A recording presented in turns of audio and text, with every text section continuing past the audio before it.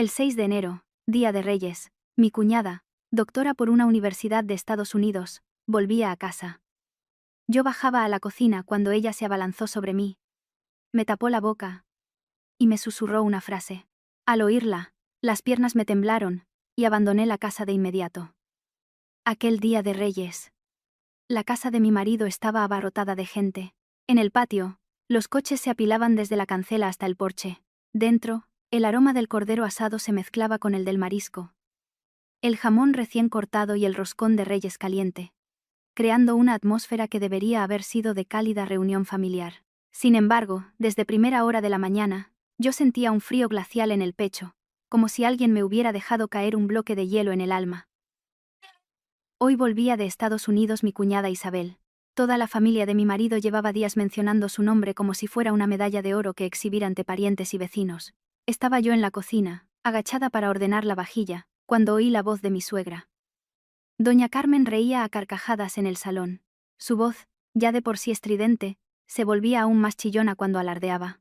Hablaba en un tono deliberadamente alto, como para asegurarse de que yo escuchara cada una de sus palabras. Una nuera tiene que ser como mi Isabel. Con un currículum impecable y además sensata. No de esas que después de años de matrimonio siguen con la barriga lisa. Los invitados sentados a su alrededor rieron para seguirle la corriente. Alguno incluso chasqueó la lengua en señal de aprobación. Yo me quedé paralizada junto a los platos, y las manos que sostenían la pila de porcelana empezaron a temblar ligeramente.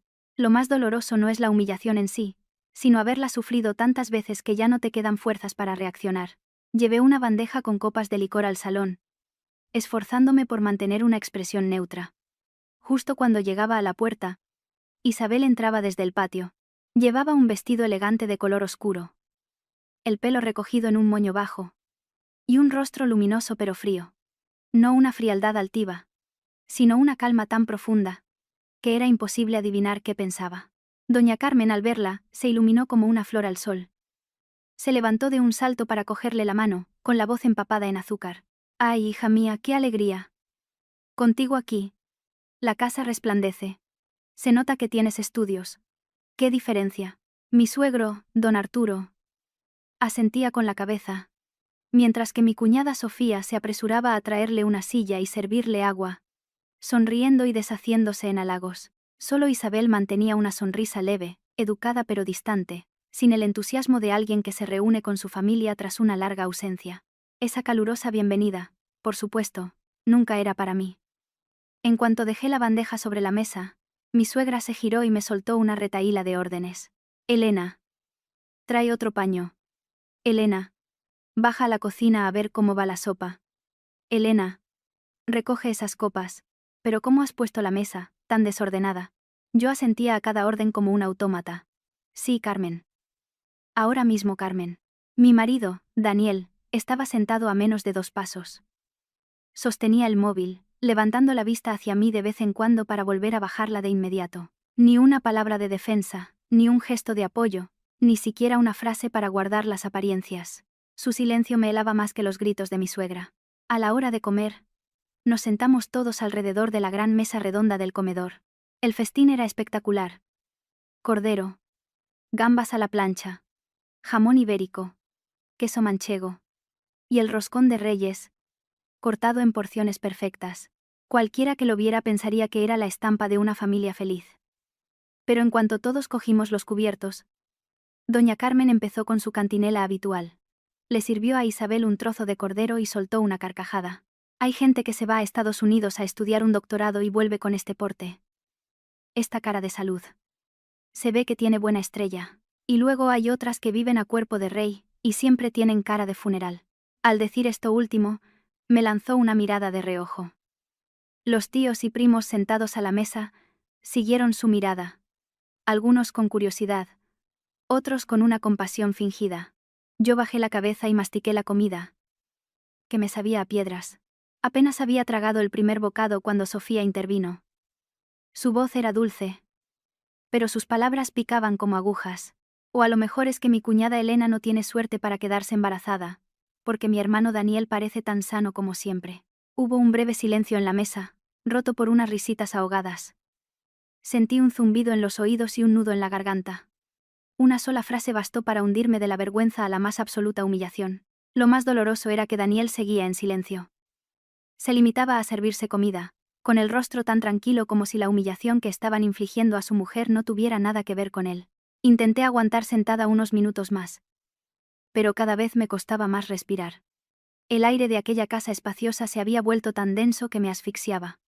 Dejé los cubiertos y dije en voz baja: «Con permiso, voy a la cocina a por más salsa». Doña Carmen emitió un gruñido sin siquiera mirarme. Me levanté y salí rápidamente del comedor, deseando escapar unos minutos para poder tomar aire. Para ir del salón a la cocina, hay que bajar un pequeño tramo de escaleras y pasar por un rincón oscuro junto a la puerta lateral. Justo cuando llegaba a ese punto, una mano me agarró por detrás y me arrastró con fuerza hacia la oscuridad. Me sobresalté y, antes de que pudiera gritar, esa misma mano me tapó la boca con firmeza. El corazón me dio un vuelco. Al levantar la vista, me di cuenta de que era Isabel. Se pegó a mí, con su rostro muy cerca del mío. Sus ojos ya no tenían esa calma distante de antes. Ahora eran afilados y fríos, hasta el punto de dar miedo. Me miró fijamente, haciéndome una señal, para que no hiciera el menor ruido. Me quedé rígida, oyendo solo el martilleo de mi propio corazón. Entonces, acercó sus labios a mi oído y susurró tan bajo que casi era un soplo. Pero cada palabra se me clavó en el cerebro. «No bajes a la cocina. La infusión de hierbas que hay en la mesa tiene un sedante. Esta noche van a llamar a una ambulancia falsa. Fingirán que tienes un brote psicótico y te llevarán. Si quieres conservar tu vida y el patrimonio de tus padres, tienes que salir de esta casa en los próximos 10 minutos». Las piernas me flaquearon. La mente se me quedó en blanco. Miraba sin ver, incapaz de creer lo que acababa de oír. Intenté apartar su mano para preguntarle, pero Isabel me soltó primero. Me metió rápidamente una tarjeta SIM en la palma de la mano. Con voz resuelta: «No hay tiempo para entrar en pánico. Sal por la puerta trasera». Hizo una pausa. «No te fíes de tu marido». Dicho esto, retrocedió un paso y se arregló el vestido como si nada hubiera pasado. Yo me quedé paralizada en aquel rincón, con un sudor frío recorriéndome la espalda a pesar del bullicio festivo que llegaba del exterior. En apenas unos segundos, supe que mi vida acababa de tomar un rumbo completamente diferente. Y por primera vez en 4 años de matrimonio, comprendí que lo más aterrador de aquella casa no eran los insultos diarios, sino la trampa que se estaba cerrando lentamente a mi alrededor. Las palabras de Isabel fueron como un mazazo en la cabeza. Me quedé de pie, inmóvil en el rincón junto a la escalera, apretando la tarjeta SIM que me había metido en la mano sin sentir siquiera lo que sostenía. 10 minutos para salir de casa.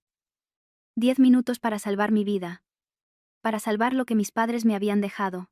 Pero en ese instante, mi mente no solo estaba paralizada por el miedo, sino que también retrocedía violentamente a los años pasados. Porque solo cuando la trampa se reveló en toda su crudeza, comprendí por qué mi matrimonio se había ido deteriorando paso a paso durante los últimos 4 años.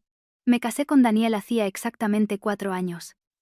En aquel entonces, si alguien me hubiera preguntado si me sentía afortunada, habría asentido sin dudarlo. Daniel era de hablar suave, siempre parecía maduro y sensato. No era el tipo de hombre ruidoso ni un vividor. Cuando salíamos, siempre me abría la puerta del coche, me retiraba la silla y hablaba con una corrección impecable. En cuanto a su familia, a primera vista cualquiera habría dicho que eran gente de orden y principios. Mi suegro, don Arturo, era un hombre de pocas palabras pero con fama de sereno. Mi suegra, doña Carmen, siempre iba impecablemente vestida, y era dulce como la miel con los vecinos. La casa era magnífica. La familia tenía buena reputación en el barrio. El tipo de familia en la que una nuera, en teoría, sería feliz. Yo, por mi parte, no tenía mucho con lo que compararme. Mis padres murieron pronto, dejándome un piso antiguo en una calle céntrica y una finca familiar en el pueblo. Para otros, podrían ser solo propiedades, pero para mí eran el último vestigio del calor de mis padres.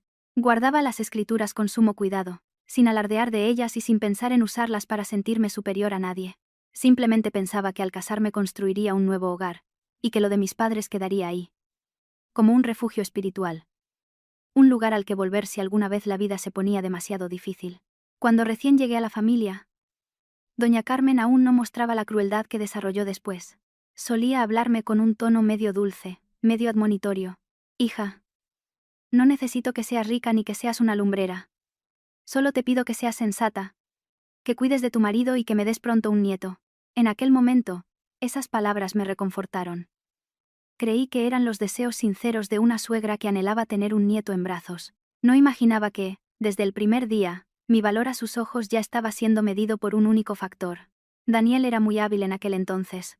Cada vez que su madre se pasaba de la raya, él se volvía hacia mí, y me calmaba con su voz mesurada. Mamá ya es mayor, siempre ha sido así. Ten un poco de paciencia para que haya paz en casa. No defendía a su madre, pero tampoco me defendía realmente a mí. Siempre se mantenía en un punto intermedio, lo justo para que yo me sintiera consolada pero sin poder reprocharle nada. Yo, ingenua y joven, me convencía a mí misma de que un hombre atrapado entre su madre y su esposa lo tenía difícil, y que ceder un poco no me haría daño. Una vez cedí, luego dos, y con el tiempo se convirtió en costumbre. Pasó el primer año de casados, y mi vientre seguía sin dar noticias. A partir de ahí, la actitud de la familia cambió radicalmente. Doña Carmen empezó a criticar hasta el más mínimo detalle. Si me levantaba unos minutos más tarde de lo habitual, fruncía el ceño. Si la sopa quedaba un poco sosa, hacía una mueca de desdén. Si me ponía un vestido de un color algo vivo, decía que una mujer casada no debía vestir de forma tan llamativa. Incluso si hablaba por teléfono un rato con una amiga o me compraba una crema, encontraba algo que decir. En lugar de ahorrar para criar a un hijo, te pasas el día con cremas y potingués. Lo más terrible es que no me gritaba para que los demás la oyeran. Simplemente me susurraba sus críticas día tras día, como una gota de agua que acaba pudriendo la madera. En cuanto a Daniel, mantenía su apariencia amable, pero por dentro se distanciaba cada vez más. Antes me contaba cosas del trabajo, quién hacía qué en la oficina, sus planes de futuro. Después, nada. Su teléfono siempre estaba boca abajo sobre la mesa. Si me acercaba, o apagaba la pantalla o se levantaba y se iba a otro sitio. Salía más, volvía más tarde. Y cada vez que llegaba a casa decía lo mismo. Estoy cansado. No me hagas muchas preguntas. Había noches en las que, tumbada a su lado, sentía que nos separaba una distancia tan grande como si hubiera un muro invisible en mitad de la cama. Una vez, armándome de valor, le propuse que fuéramos a hacernos un chequeo de fertilidad. Se lo dije con mucho tacto, con la esperanza de que si había un problema lo solucionáramos juntos, no para culpar a nadie. Pero la reacción de Daniel fue extrañísima. Lo descartó de un manotazo, con un tono tan agrio que me quedé helada. No intentes echarme la culpa a mí. En mi familia todo el mundo tiene hijos sin problemas. No voy a ser yo el que tenga un problema. Me quedé mirándolo en silencio, dolida y desconcertada. Una sola frase bastó para darme cuenta de que, en su mente, esto no era un asunto de pareja, sino una cuestión de honor personal. Desde ese día, no volví a mencionar el tema. Y a partir de entonces todas las críticas de la casa se dirigieron directamente hacia mí. Doña Carmen empezó a lanzar indirectas venenosas. Árbol que no da fruto, leña al fuego. La mala suerte enfría el vientre. Tener a alguien en casa que no puede concebir trae mala energía. Sofía, aunque joven, tenía una lengua afilada. A veces, al pasar por mi habitación, soltaba alguna pulla, ocupando sitio para nada, y sin pensar en irse. Mi suegro no decía nada, pero su silencio me helaba aún más. No me regañaba ni me insultaba. Simplemente me miraba con una indiferencia creciente, como si yo me estuviera convirtiendo en un objeto defectuoso dentro de la casa. Lo que más me dolió fue que, de repente, mi suegra empezó a preguntar con una frecuencia inusual por el piso que me habían dejado mis padres.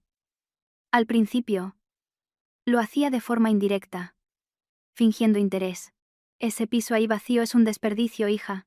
Luego, sus insinuaciones se volvieron más directas. Una mujer sola con propiedades no siempre está segura.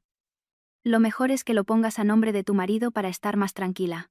Un día, incluso dijo en la mesa, como si tal cosa, cuando una mujer se casa, lo suyo es también de su marido. ¿Para qué guardárselo todo? En aquel momento, yo sonreía y no le daba importancia, pensando que era una mujer mayor preocupada por el futuro.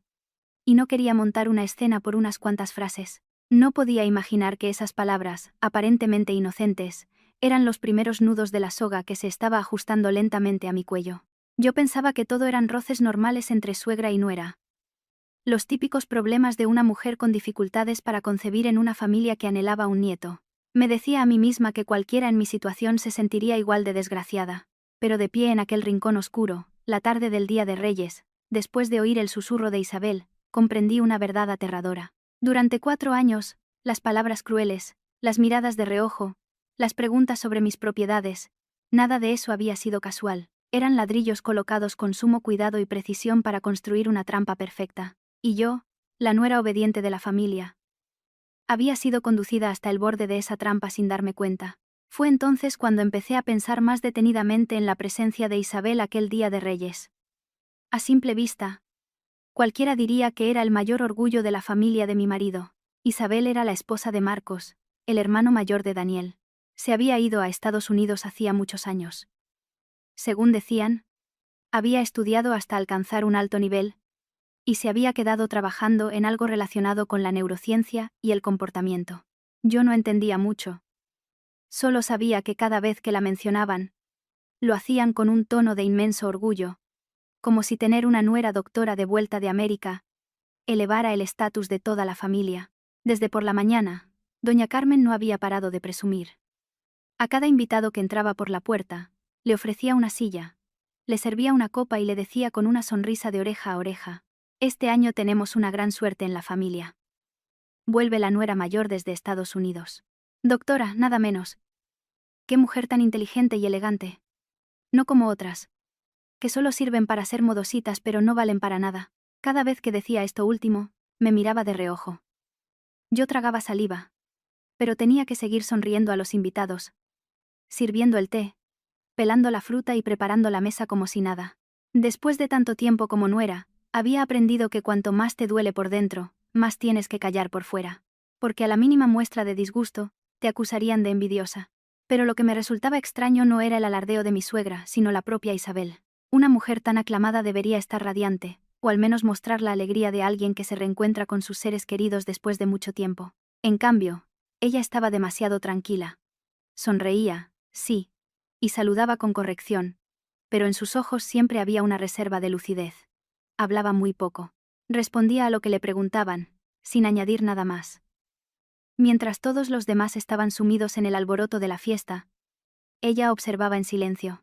Su mirada recorría de vez en cuando los rincones de la casa, las puertas, la posición de cada persona, como si estuviera memorizando cada detalle. En un par de ocasiones, la sorprendí mirándome fijamente durante un buen rato.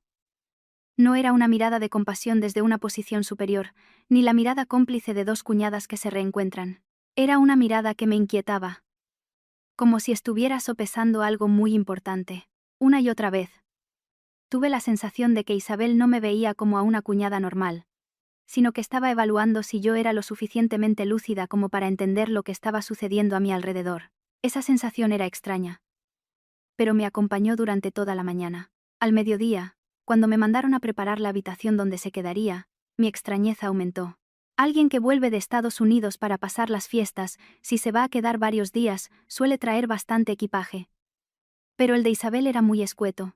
Aparte de unos cuantos conjuntos de ropa bien doblados en la maleta, vi una carpeta gruesa con documentos, un portátil de aspecto extraño, un modelo fino y negro mate sin ninguna pegatina decorativa. Y, sobre todo, 2 teléfonos móviles.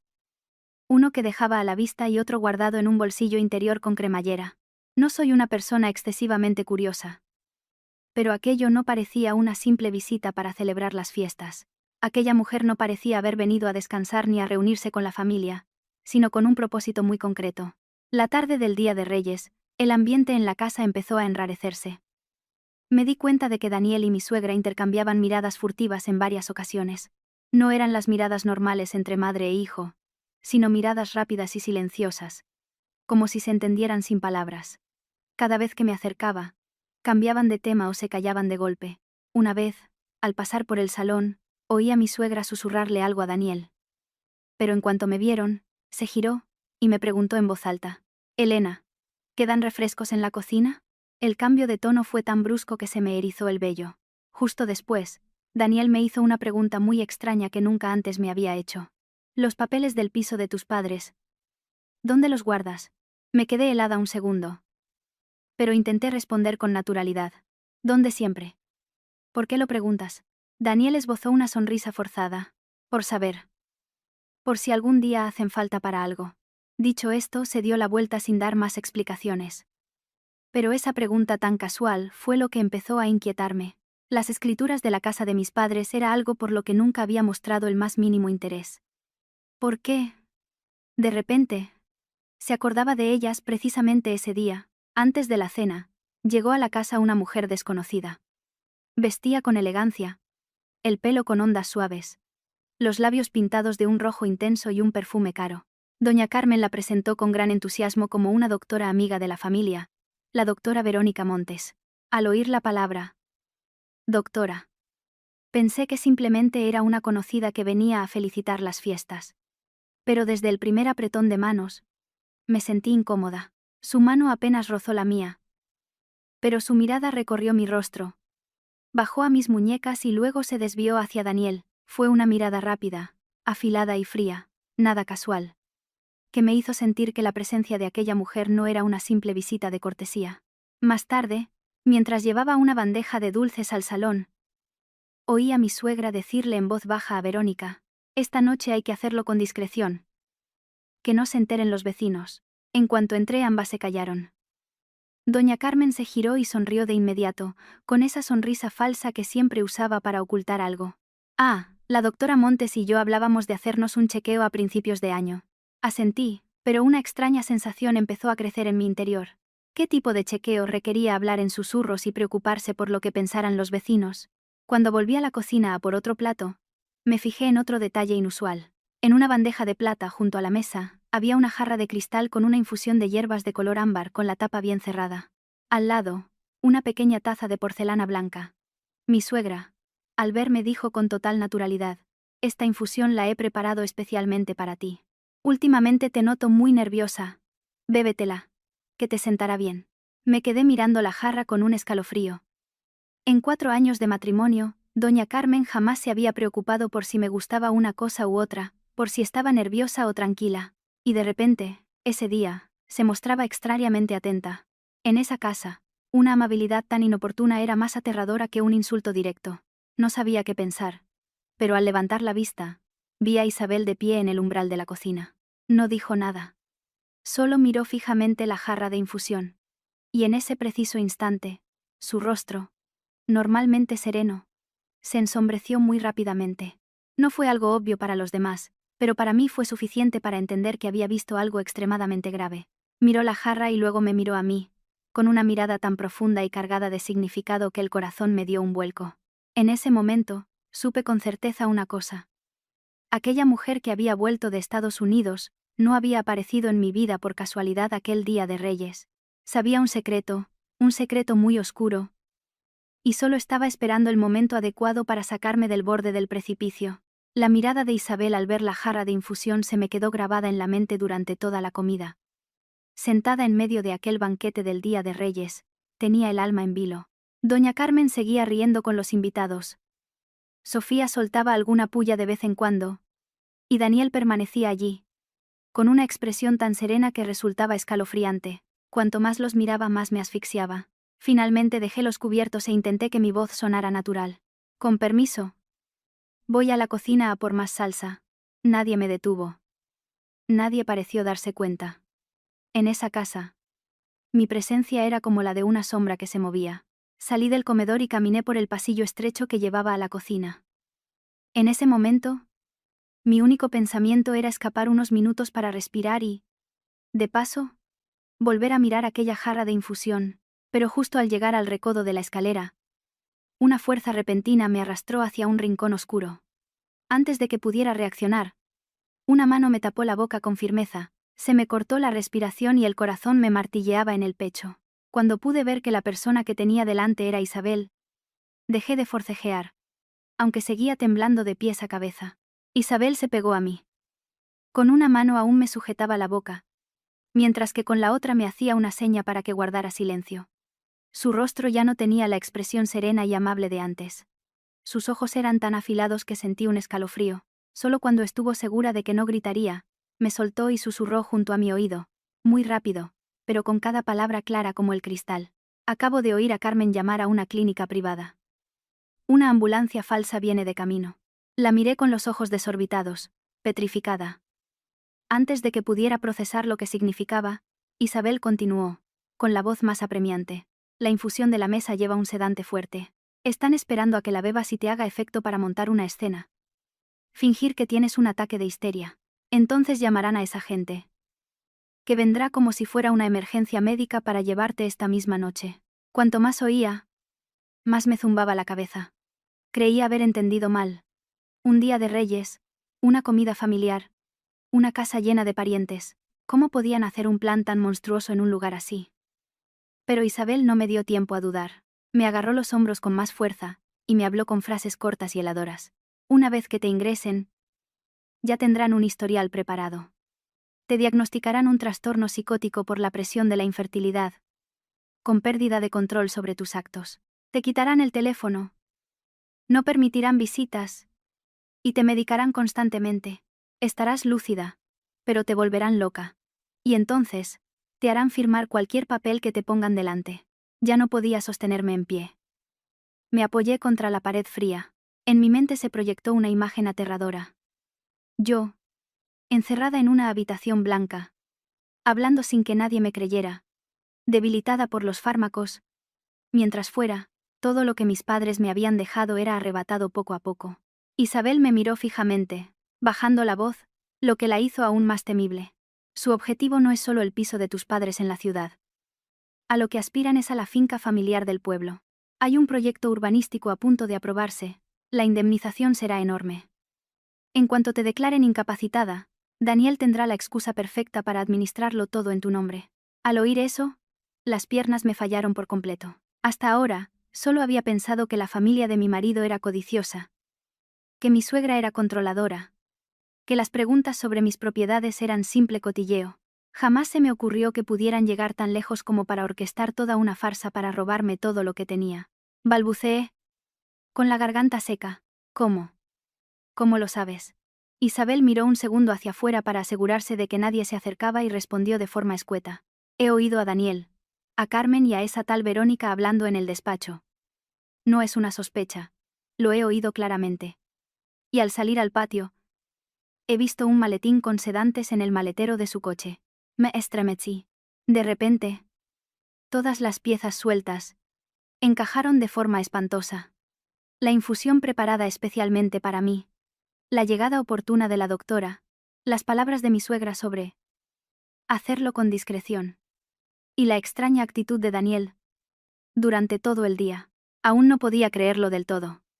A pesar de mi decepción, Daniel seguía siendo el hombre con el que había vivido 4 años bajo el mismo techo. Miré a Isabel, con una voz mezcla de pánico y desesperación. No puede ser. Daniel no me haría esto. Isabel me dirigió una única mirada. Fría y directa. Créelo o no. Es tu decisión. Pero tu marido y esa doctora no son solo conocidos. Los vi escribiéndose mensajes desde ayer. Y no eran mensajes profesionales. Esa frase fue como una segunda bofetada. Si antes sentía miedo, ahora sentía una humillación profunda. Humillación por mi estupidez. Por haber sido traicionada delante de mis narices sin darme cuenta.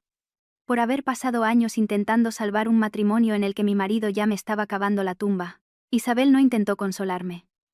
Probablemente sabía que, en una situación así, las palabras de consuelo son inútiles. Metió la mano en el bolsillo de su vestido, y me puso en la palma una tarjeta SIM nueva y un trozo de papel doblado. Habló muy rápido. Sal por la puerta trasera, coge un taxi y ve a esta dirección. No llames a tu marido. No escribas a nadie. No cojas una maleta grande.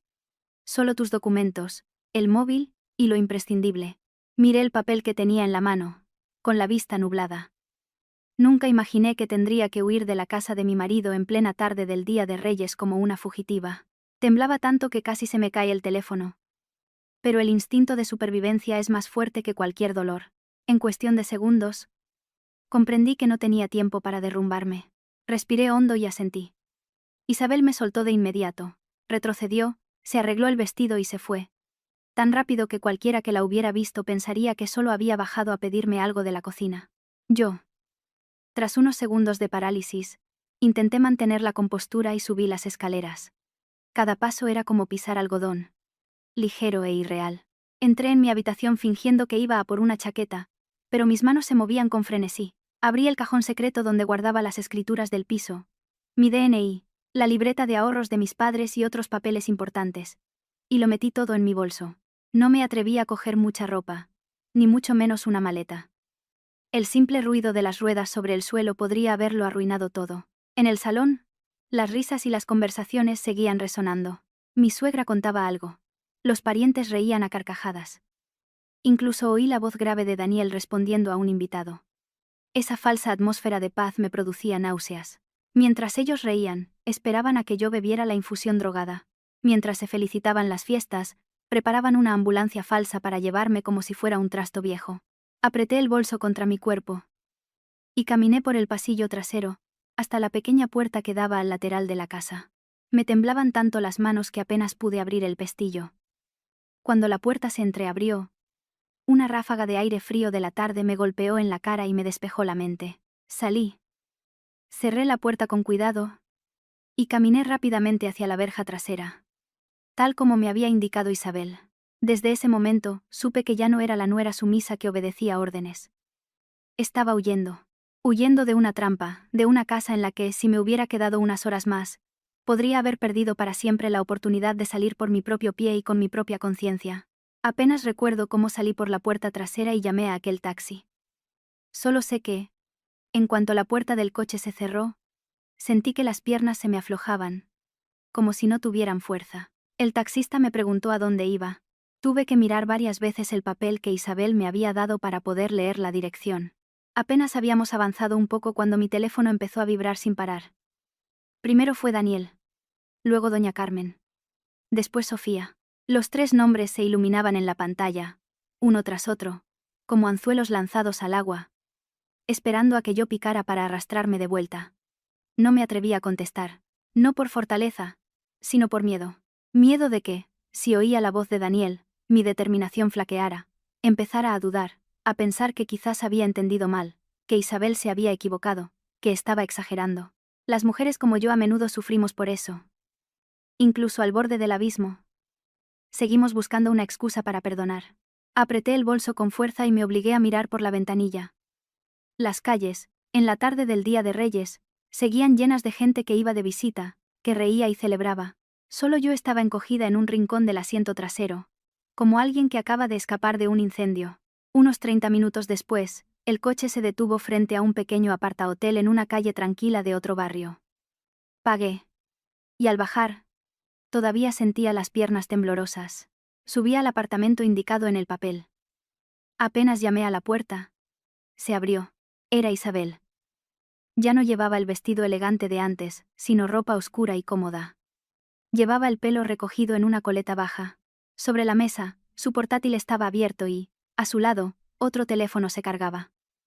Nada más entrar, le pregunté con la voz temblorosa, como si tuviera fiebre. Pero, ¿qué está pasando exactamente? Isabel no respondió de inmediato. Cerró la puerta, echó el cerrojo, corrió las cortinas y luego me hizo un gesto para que me sentara. Abrió un archivo de audio en su ordenador. A los pocos segundos, reconocí la voz de doña Carmen, clara y fría, sin rastro de duda. Cuando le haga efecto el sedante, decimos que ha tenido otro brote, y nos la llevamos esta misma noche. Aún no me había recuperado del escalofrío cuando se oyó la voz de Verónica, dulce y aterradora. El historial ya está listo. Solo necesito la firma de un familiar para validarlo.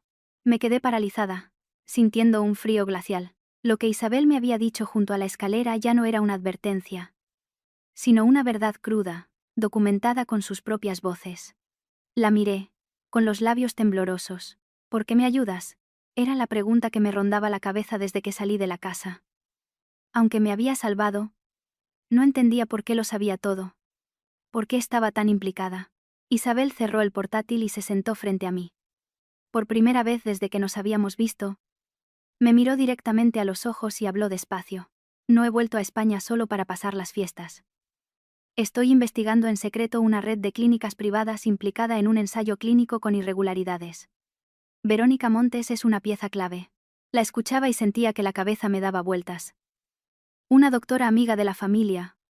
Una comida de reyes. Una trampa para encerrarme en un psiquiátrico. Resulta que no era solo un asunto familiar, sino algo mucho más grande. Isabel continuó, con voz monótona pero afilada como una navaja. Se especializa en falsificar historiales médicos, en convertir a personas sanas en pacientes con trastornos para servir a propósitos turbios. Sus objetivos suelen ser mujeres en medio de disputas por herencias, divorcios o la custodia de los hijos. Es muy buena, muy discreta. Al oír eso, sentí un escalofrío por la espalda. Había vivido bajo el mismo techo que esa gente, comido en la misma mesa, los había llamado marido, suegra, amiga de la familia, sin saber que me estaban empujando hacia un abismo. Luego, Isabel bajó aún más la voz. Y hay algo más que debes saber. Marcos tampoco es trigo limpio. Levanté la cabeza de golpe. En la familia de mi marido, si tuviera que elegir a la persona menos despreciable, sería Marcos. Hablaba poco, era algo soso, pero nunca me había tratado con el desprecio de doña Carmen o Sofía. Sin embargo, Isabel fue directa.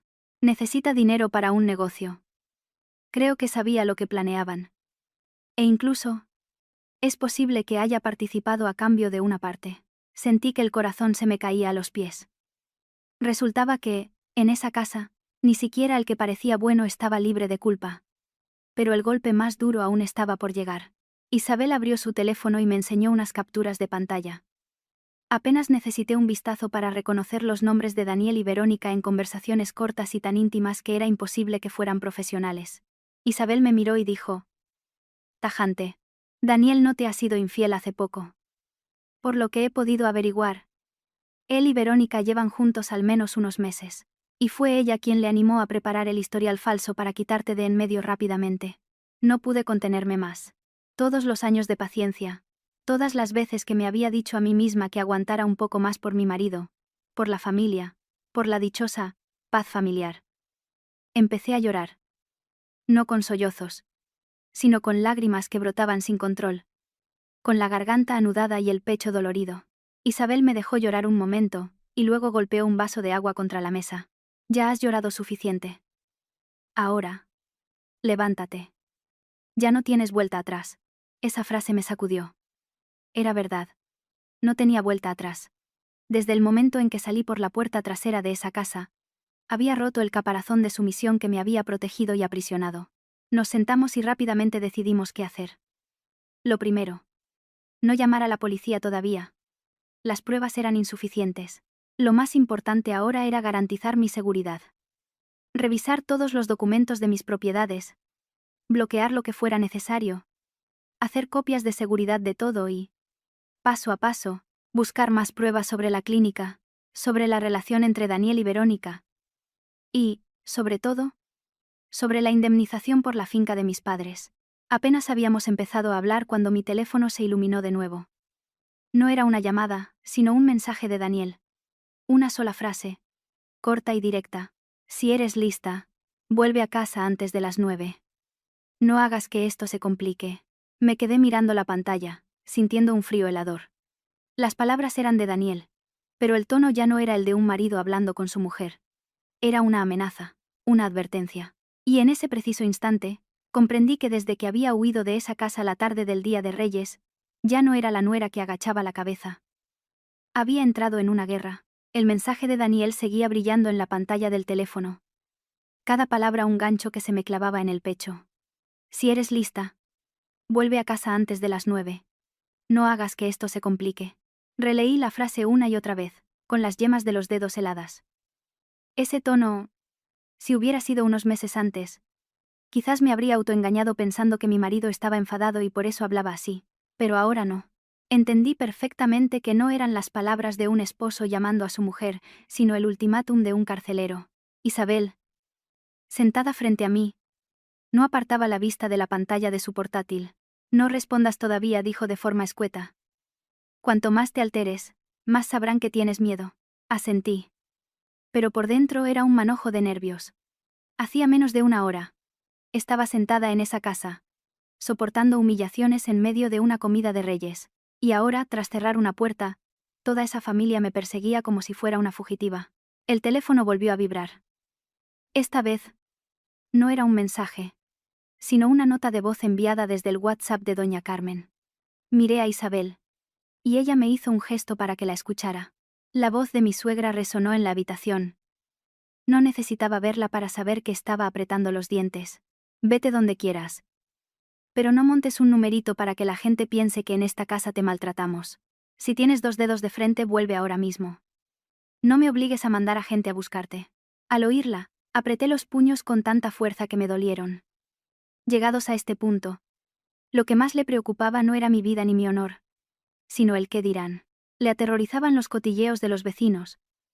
Que se supiera que en su casa había problemas. Que se rompiera la fachada de decencia que tanto se había esforzado en mantener. Aún no me había recuperado cuando Daniel volvió a llamar, esta vez desde un número desconocido. Isabel levantó la vista y susurró. Contesta. Pon el altavoz. Respiré hondo y acepté la llamada. Hubo un segundo de silencio, como para confirmar que era yo. Luego, la voz de Daniel estalló, sin rastro de la suavidad a la que estaba acostumbrada. Elena. ¿Crees que puedes escapar? Toda la familia está revolucionada por tu culpa. Vuelve ahora mismo. No me obligues a hacer esto más grande. Tragué saliva. Antes, con solo oírle ese tono, yo habría cedido. Pero esta vez, extrañamente, en medio del miedo sentí una frialdad lúcida. Intenté que no me temblara la voz. ¿Hacerlo más grande? ¿Cómo? ¿Fingiendo que estoy loca? ¿Y metiéndome en un psiquiátrico? Al otro lado de la línea se hizo un silencio absoluto. La habitación se quedó muda. Fueron solo 2 segundos. Pero suficientes para saber que no me equivocaba. Si Daniel fuera inocente, habría negado mi acusación al instante. Ese silencio era la prueba de su mala conciencia. Efectivamente, justo después, Daniel cambió de tono. Ya no gritaba. Pero tampoco sonaba dulce. Era una mezcla de persuasión y amenaza. ¿Quién te está metiendo ideas en la cabeza? No dejes que nadie se meta en nuestros asuntos. Vuelve. Firma los papeles que tienes que firmar. Y yo me encargaré de que no te falte de nada. Al oír firma los papeles que tienes que firmar, sentí que se me helaba la sangre. Resultaba que, a estas alturas, ya ni se molestaba en disimular. Su objetivo final seguía siendo mi firma. Isabel, a mi lado, golpeó suavemente la mesa con un dedo, indicándome que alargara la conversación. Apreté los labios y pregunté, ¿y si no vuelvo? Daniel soltó una risa seca. Esa risa que yo antes confundía con el cansancio de un hombre, pero que ahora sonaba a pura amenaza. Dijo lentamente. Entonces avisaré a la policía de que tienes problemas mentales. Que has huido de casa y te has llevado documentos importantes. ¿A quién crees que van a creer? Esa frase fue como un jarro de agua fría. Sabía que eran crueles. Pero no imaginaba que estuvieran dispuestos a atacar tan rápido y de forma tan sucia. No solo querían que volviera, sino que pretendían anular mi credibilidad antes de que pudiera abrir la boca. Antes de que pudiera responder, Isabel me hizo un gesto para que colgara. Obedecí. Con las palmas de las manos empapadas en sudor. Tardé un rato en poder respirar hondo. Isabel acercó su portátil y me mostró un vídeo de una cámara de seguridad. Mira esto, tío. En la pantalla apareció el callejón de la casa de mi marido, al anochecer. Segundos después, una ambulancia sin distintivos oficiales entró marcha atrás y se detuvo justo delante de la puerta. Sentí que el corazón se me paraba. Ya no eran sospechas. Ya no eran conversaciones oídas a escondidas. La ambulancia era real. La trampa era real. Si esa tarde no hubiera salido por la puerta trasera, ahora mismo estaría en una camilla, tapada con una manta, siendo transportada como una paciente de verdad. Mientras yo estaba paralizada, sonó el teléfono de Isabel. En la pantalla ponía: Marcos. Ella frunció el ceño, pero contestó, poniendo también el altavoz. Apenas se conectó la llamada. La voz de Marcos estalló, sin siquiera saludar. Isabel. ¿Dónde te has llevado a Elena? ¿Te das cuenta de que estás arruinando los planes de toda la familia? Me incorporé de golpe, sintiendo que la sangre se me helaba. No había duda. Marcos no solo lo sabía todo, sino que además sabía que yo estaba con Isabel. Isabel no se inmutó. Respondió al instante, con una voz fría como el acero. ¿Y tú tienes la cara de decir eso? Una familia de 4 personas, compinchada con una doctora para falsificar un historial psiquiátrico. ¿Crees que soy idiota? Al otro lado se hizo el silencio. Pude oír claramente cómo a Marcos se le cortaba la respiración. Tras unos segundos, su voz se volvió más grave y mucho más siniestra. No te metas en esto. Ya no es un asunto de familia. Dicho esto, colgó. La habitación se quedó en silencio. Pero no era el mismo silencio de antes. Era más pesado, más oscuro. como si una nueva puerta se hubiera abierto ante mí, revelando un abismo. Miré a Isabel. Ella no dijo nada, se quedó mirando la pantalla apagada de su teléfono y se masajeó la frente. Y entonces por fin lo entendí. La gente de la casa de mi marido no era simplemente una banda de codiciosos conspirando en el ámbito familiar.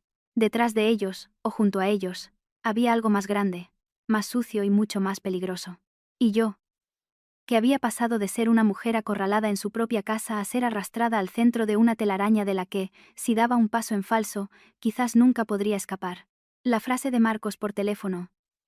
Ya no es un asunto de familia. Resonó en mis oídos mucho después de que la llamada terminara.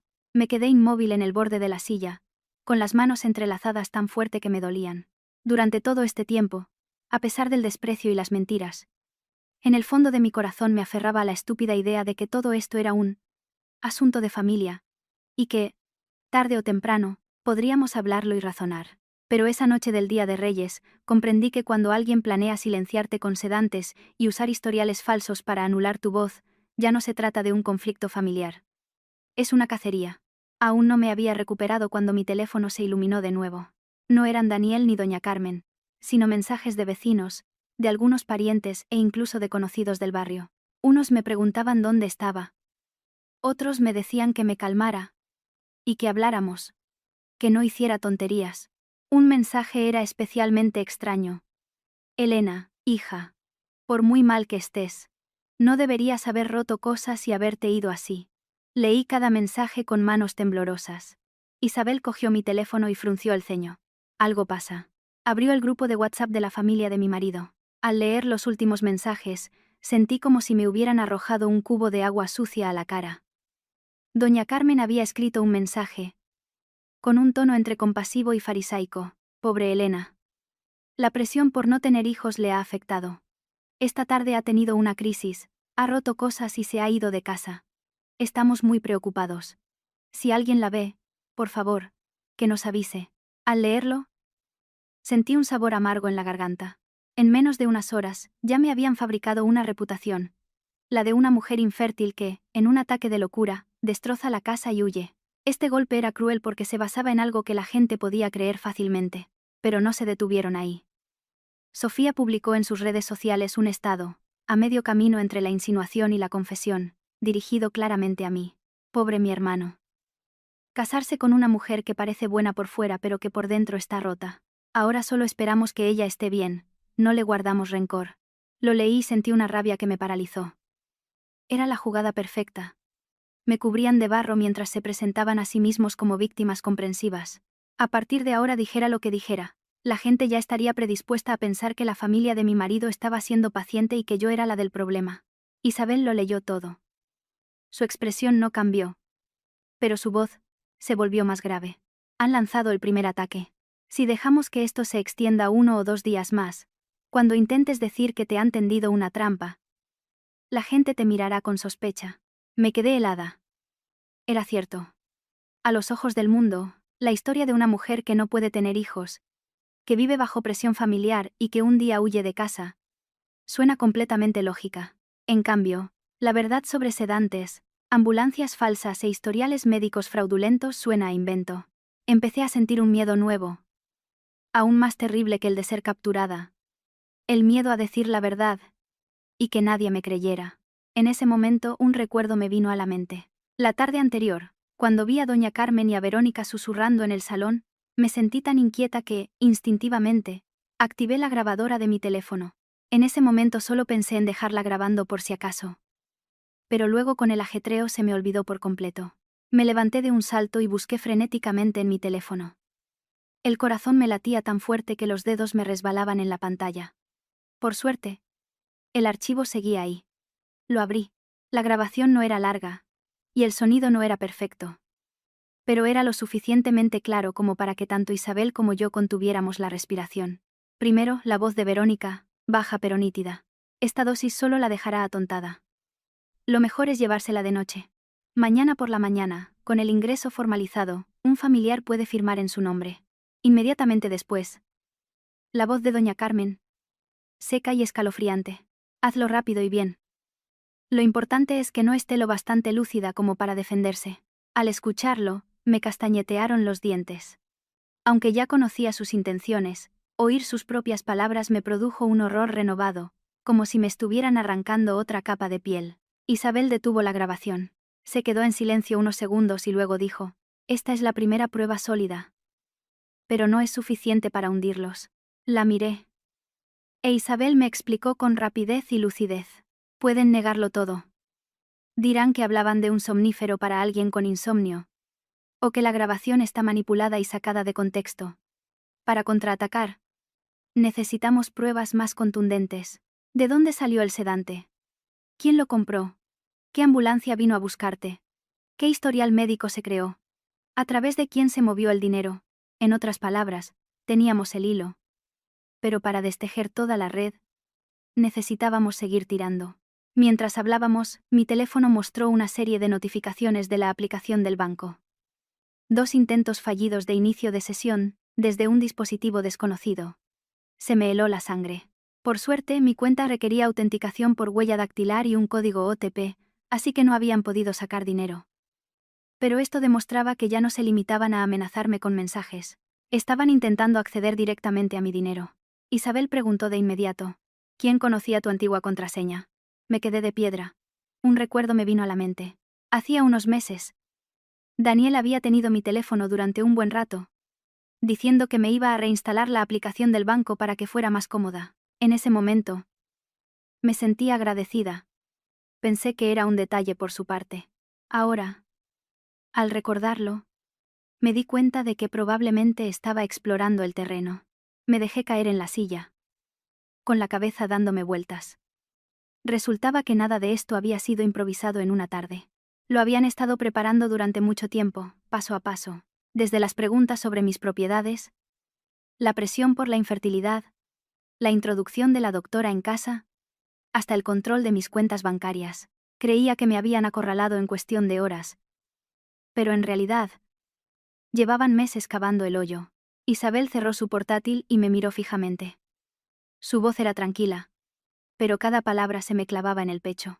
«Elena, a partir de ahora, tienes que abandonar la idea de que esto es un asunto de familia. Un hogar donde planean drogarte, robarte tus bienes y silenciarte para siempre no es una familia, es una guarida de lobos». Escuché cada una de sus palabras, y por primera vez esa noche, dejé de verme solo como una mujer que huye. Empecé a comprender que, si seguía siendo débil, si seguía aferrándome a la idea de hogar, yo misma me estaría empujando de vuelta al abismo. Y si quería vivir, conservar lo que me dejaron mis padres y reclamar mi verdad, solo me quedaba una opción: levantarme y contraatacar. Tras las palabras de Isabel, sentí como si algo dentro de mí se hubiera roto. Dejé de temblar, de pensar en si sería mejor esperar a mañana, o asegurarme un poco más. Comprendí que con gente como Daniel, doña Carmen y Verónica, si yo dudaba un segundo, ellos avanzarían 10 pasos. Y una vez que las pruebas desaparecieran, por mucho que gritara, solo sería una mujer desesperada inventando historias para salvar su orgullo. Fue Isabel quien tomó la decisión. Cerró su portátil y me miró directamente. «No podemos seguir esperando. Esta misma noche, tenemos que entrar en la clínica de Verónica y conseguir las pruebas originales antes de que lo limpien todo». Al oírla, sentí un escalofrío. ¿Entrar en una clínica privada en mitad de la noche? Solo de pensarlo se me aflojaron las piernas. Pero al ver su expresión decidida, supe que no tenía opción. La pregunta ya no era si debíamos hacerlo, sino qué pasaría si no lo hacíamos. Mañana podría quedarme sin nada, incluso sin voz. Mientras nos cambiábamos de ropa, Isabel me explicó rápidamente la situación. Había colaborado en un proyecto de supervisión de datos médicos en Estados Unidos. Así que conocía bien cómo las clínicas privadas almacenan los historiales electrónicos. Si Verónica realmente había creado un historial falso para mí, tenía que haber un rastro en el sistema. Un borrador, un historial de ediciones o un archivo adjunto pendiente de finalizar. Aunque el informe no estuviera firmado oficialmente, tenía que existir en alguna parte. Si encontrábamos la cuenta y el momento exactos, podríamos capturar toda la secuencia de sus acciones. Nos pusimos ropa oscura, nos recogimos el pelo, nos pusimos mascarillas y llamamos a un BTC. El coche se detuvo frente a una clínica privada al final de una gran avenida. La fachada era deslumbrante, con grandes ventanales y un letrero tan elegante que de lejos parecía un hotel. Pero cuanto más miraba esa apariencia pulcra, más me aterraba. Un lugar tan limpio y moderno, y resulta que podía enterrar la vida de una persona con unos cuantos papeles y una inyección. Isabel no me llevó a la entrada principal. Me guió por un lateral hasta la zona del aparcamiento trasero. Allí, junto a una pequeña puerta de metal, nos esperaba un hombre de unos 30 y tantos años, delgado, con ojeras de no dormir. Isabel lo llamó en voz baja. Víctor. Él asintió y nos habló en voz baja y apresurada. Solo puedo abriros la puerta durante 10 minutos. Después de eso, no me hago responsable. Resultó que era un antiguo técnico informático que había trabajado con Isabel en un proyecto de investigación y que estaba harto de que en esa clínica le obligaran a manipular datos de historiales. Sin él, supe que ni con toda la valentía del mundo habríamos podido entrar. Mientras seguíamos a Víctor por la escalera de servicio, nos contó algo que me puso los pelos de punta. No era solo mi caso. En el último año, en esa clínica habían aparecido varios historiales de trastornos de ansiedad, paranoia y pérdida de control, creados a toda prisa para mujeres que estaban en medio de disputas por herencias, divorcios o la custodia de sus hijos. El punto en común era que todos llevaban la firma de Verónica Montes. Para un extraño, parecerían informes médicos normales. Pero para un técnico como él, era evidente que algunos historiales se creaban a horas extrañas, se editaban frenéticamente en poco tiempo, y se cerraban a toda velocidad. Entramos en un pequeño despacho, iluminado solo por la luz de un monitor. Víctor se sentó y empezó a teclear a toda velocidad en el sistema interno. Yo estaba de pie a su lado, con el corazón latiéndome tan fuerte que podía oírlo. A los pocos minutos, Isabel tomó el ratón y se adentró en la sección de borradores. De repente, se detuvo. En la pantalla apareció mi nombre. Elena García Soto. Solo esas 3 palabras bastaron para que se me helaran las manos. Isabel abrió el historial. En la sección de notas, una frase me nubló la vista. Paciente presenta síntomas de crisis nerviosa debido a la presión por infertilidad. Riesgo de autolesión. Se recomienda aislamiento de los familiares para tratamiento. Me quedé paralizada. Me habían inventado una enfermedad. Habían preparado el camino para convertirme de una persona normal en una enferma mental con unas pocas líneas frías y calculadas. Pero lo que me dejó sin aliento estaba en un archivo adjunto. Era un escaneo del consentimiento para el tratamiento, con la sección firma del familiar ya cumplimentada. Quien había firmado no era otro que Daniel. La firma de mi marido estaba allí, clara y resuelta, como una puñalada que sentenciaba mi vida de ignorancia. Significaba que, en cuanto me hubieran llevado allí, todo se habría formalizado en cuestión de minutos. Sin derecho a explicarme. Sin posibilidad de defenderme. La jaula ya estaba preparada. Solo faltaba meter al pájaro. Mientras intentaba recuperar el aliento, una voz afilada y fría sonó a nuestras espaldas. Sabía que acabarías viniendo. Me giré de un brinco. Verónica Montes estaba en la puerta, flanqueada por 2 guardias de seguridad corpulentos. No parecía en absoluto alarmada. Al contrario. Una leve sonrisa se dibujaba en sus labios, y su mirada era de puro desdén. Una mujer despechada por su familia siempre se cree más lista de lo que es. Isabel se interpuso entre ella y yo, con la voz más fría que su expresión. Una doctora que acepta dinero para falsificar historiales psiquiátricos. ¿Se cree que está por encima de la ley? Verónica soltó una risa seca, con los ojos afilados como cuchillas. Habéis conseguido entrar, pero no vais a sacar nada de aquí. Apenas terminó la frase, los 2 guardias se abalanzaron sobre nosotros. Uno me empujó con fuerza y casi caigo sobre el escritorio. En ese instante de caos, Víctor apagó de golpe el sistema principal. La habitación se quedó a oscuras por un segundo, y luego se iluminó con la luz de emergencia. Solo alcancé a ver a Isabel coger un pequeño pendrive de la mano de Víctor y metérselo en el bolsillo. Me agarró del brazo y gritó, «Coge». Me levantó de la silla y salimos disparadas hacia la escalera de servicio. Oíamos los pasos de nuestros perseguidores justo detrás, los gritos de Verónica y las voces de los guardias resonando en el pasillo. No me atreví a mirar atrás. Solo corrí como nunca en mi vida. Cuando por fin salimos al aparcamiento y nos metimos a toda prisa en un taxi que acabábamos de llamar, me permití respirar. Isabel estaba sentada a mi lado, con el pecho agitado pero la mano apretada sobre el bolsillo. Dentro estaba ese minúsculo pendrive. Pero en ese momento, para mí, pesaba más que una bomba, porque sabía que lo que acabábamos de sacar de ese lugar reluciente no eran solo datos, sino la prueba que podía salvar mi vida. El taxi aceleraba en la noche, el chirrido de las ruedas sobre el asfalto sonaba seco y siniestro. Yo todavía temblaba tras el enfrentamiento en la clínica. Cada vez que cerraba los ojos veía mi nombre en la pantalla. La firma de Daniel en el consentimiento, los labios rojos de Verónica curvados en una mueca de desprecio. Pensé que con tener el pendrive podría respirar un poco, pero no. Apenas habíamos salido de una guarida de lobos cuando sentí que otra nos acechaba en la oscuridad. Isabel, sentada a mi lado, mantenía la mano sobre el bolsillo, como si temiera que el pendrive pudiera desaparecer. No dijo mucho. Solo le indicó al conductor que no nos llevara al destino original, que ya no era seguro. Aún no entendía por qué cuando miré por el retrovisor y vi un coche negro pegado a nosotros. Al principio pensé que era una coincidencia. Pero después de 2 cruces, el coche seguía ahí, sin adelantarnos ni desviarse. El conductor del BTC empezó a palidecer. Señora, creo que ese coche nos está siguiendo de verdad, dijo con la voz entrecortada. Isabel levantó la vista al instante. Su voz fue breve y fría. Llévenos a una zona concurrida, no a la dirección de la aplicación. Luego le indicó un par de calles principales, haciéndole rodear un mercado nocturno todavía iluminado y un tramo cerca de la estación de autobuses. El sudor frío me perlaba la frente. Nunca imaginé que me vería en una situación así, encogida en un coche, sin atreverme a respirar fuerte por miedo a que nos atraparan como a un animal escapado. El coche negro seguía pegado a nosotros como una sanguijuela. En el tercer cruce, Isabel le dijo de repente al conductor que parara en seco en una zona con muchos taxis, y me arrastró fuera para subir a otro coche que acababa de llamar con su segundo teléfono. Todo sucedió tan rápido que no tuve tiempo ni de pensar. Cuando el nuevo coche arrancó, miré hacia atrás y vi el coche negro detenido en medio del tráfico, como si nos estuviera buscando entre la multitud. Ese instante fue suficiente para entender que, si dudábamos un segundo, nos atraparían de verdad. Creía que ya estábamos a salvo. Pero en cuanto llegamos al nuevo refugio, mi teléfono sonó.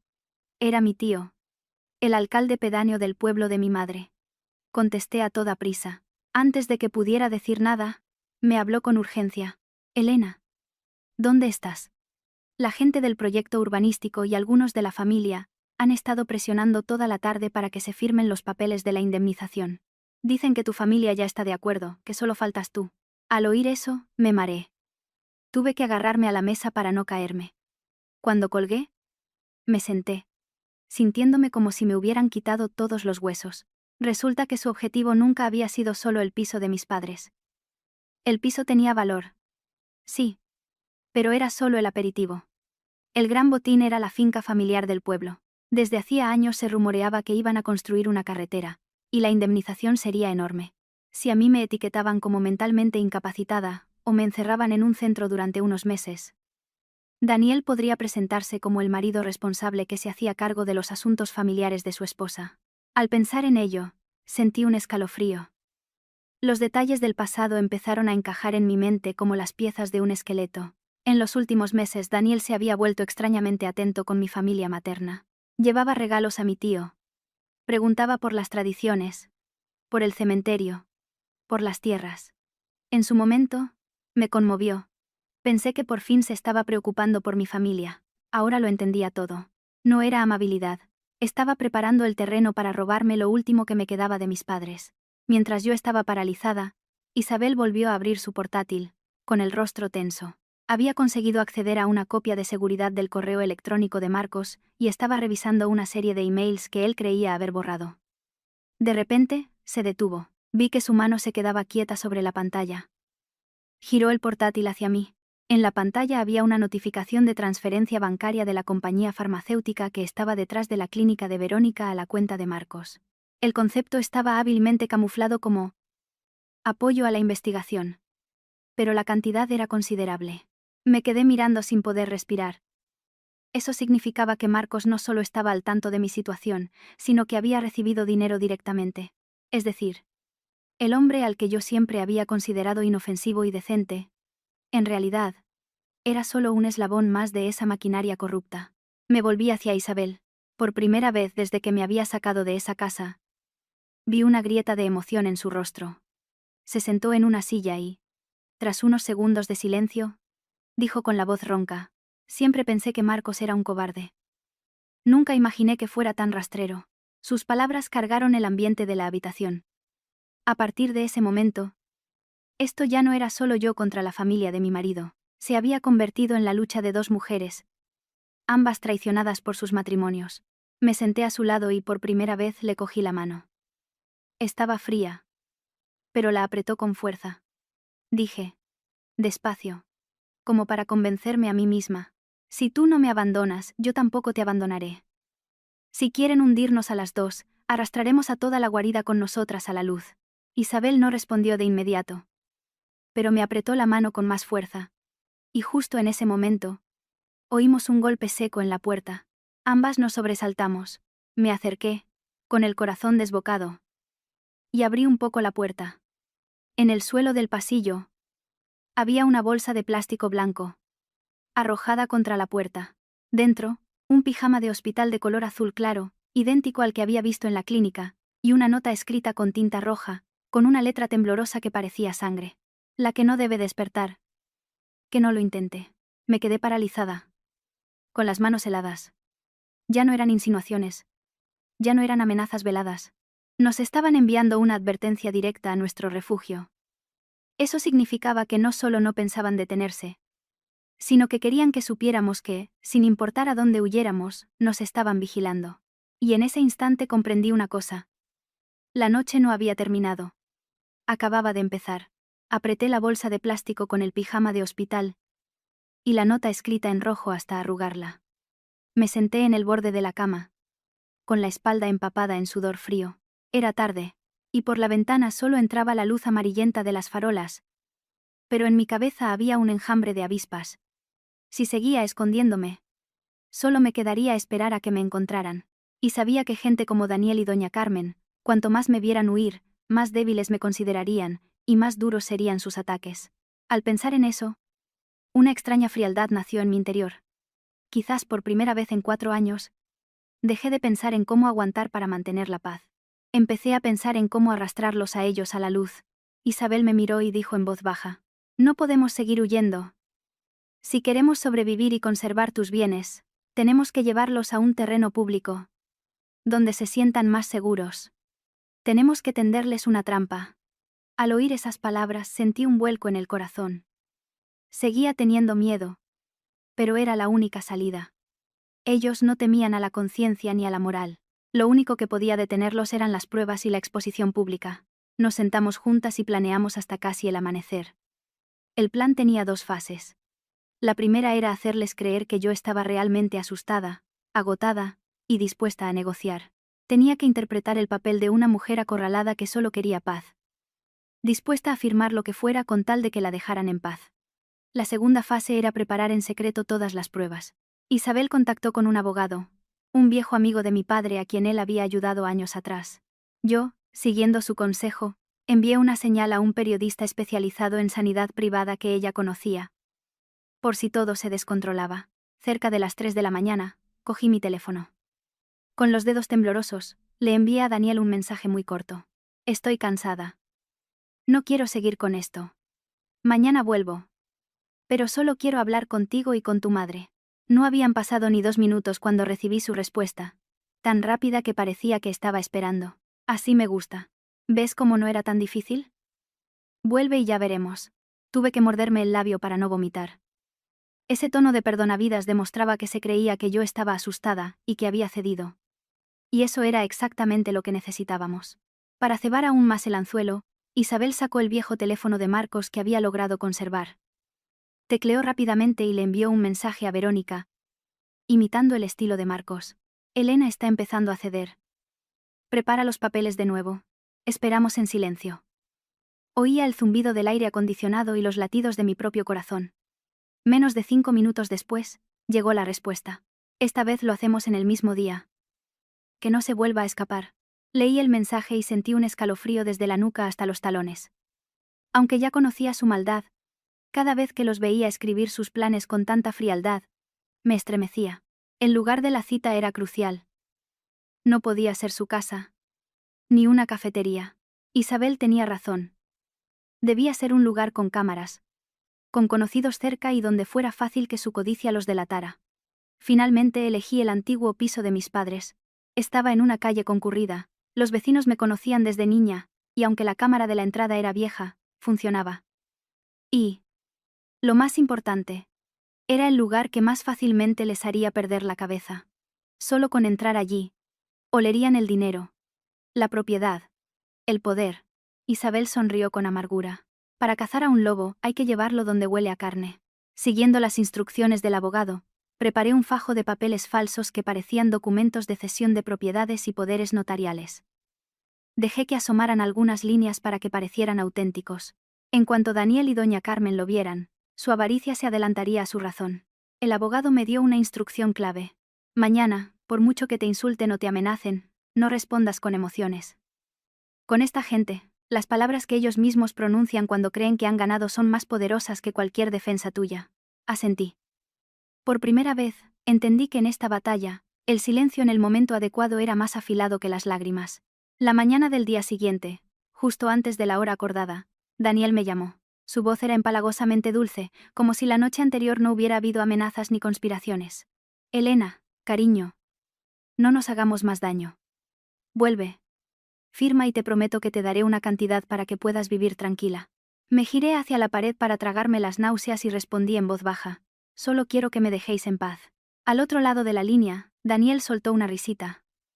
Un sonido ligero pero más frío que el hielo. Así me gusta. Colgué con la mano temblorosa. No sentía remordimiento. Solo el triunfo del depredador. Pero justo cuando todo parecía encarrilado, sonó el teléfono de Isabel. Era Víctor, el técnico de la clínica. Cuando colgó, su rostro había cambiado. Han borrado todos los datos originales del sistema esta noche, dijo. Han barrido casi todo.